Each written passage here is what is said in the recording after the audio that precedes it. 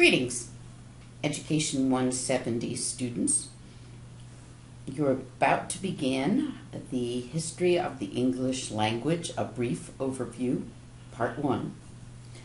I want you to think carefully about Sapir's statement. You might even want to jot down some ideas that this quotation generates before you view the subsequent slides. We'll come back to this statement at the very end of the presentation and think more deeply about its meaning. Are there commonalities across languages? Of course, there are commonalities across language, but I want you to use the next slide to come up with a more nuanced answer to this particular question. Here are 5 languages and their words for mother and father. What tentative conclusions can you draw based on this limited language sample?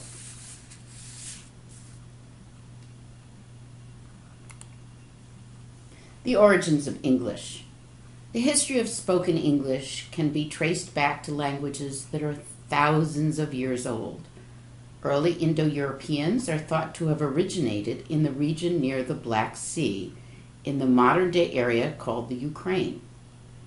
Other scholars believe they originated in the Danube Valley, or perhaps on the edge of the Baltic Sea. At some point, Indo-Europeans began to migrate. They spread to Asia and throughout Europe. Their speakers moved to the east, even as far as western China.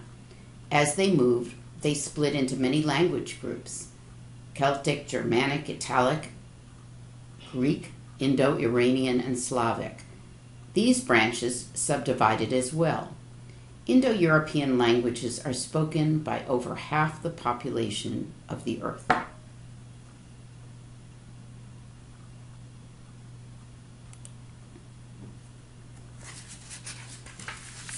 English is a member of the Germanic branch. English has its roots in Low West Germanic. Linguists believe that speakers of Low West Germanic were less isolated than High West Germanic speakers. So, English was descended from a flexible ancestor. This adaptive trait, think borrower, is an important one to keep in mind as we continue to explore the origins of modern English. There are also descendants of the Indo-European family that are referred to as Romance languages.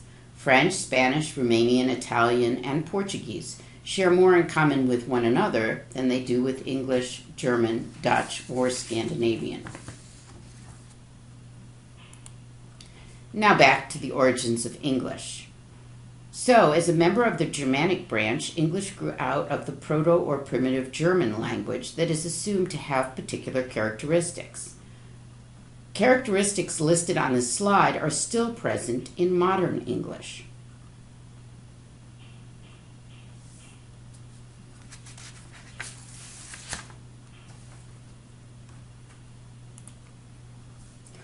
All of the groups listed on this slide had their own unique languages that probably made some direct or indirect contribution to modern English. Picts were small men and women who came from the continent in little boats. They were farmers. They cleared the land, grew crops, domesticated animals, made flint tools, and baked pottery. The Beaker folk built the first Stonehenge. They were taller than the earlier tribes and had light brown hair. They were called Beaker folk because of the bell-shaped drinking cups that they buried with their dead. Celts arrived in England from the continent. They were a branch of the Indo-Europeans who originated in Asia Minor. They settled in France, Belgium, Germany, Spain, and Italy. They had blue eyes, flaming red hair, and men had flowing mustaches. They were druids who offered human sacrifices. They went to battle with swords, shields, and daggers, their naked bodies dyed blue and their long hair streaming in the wind.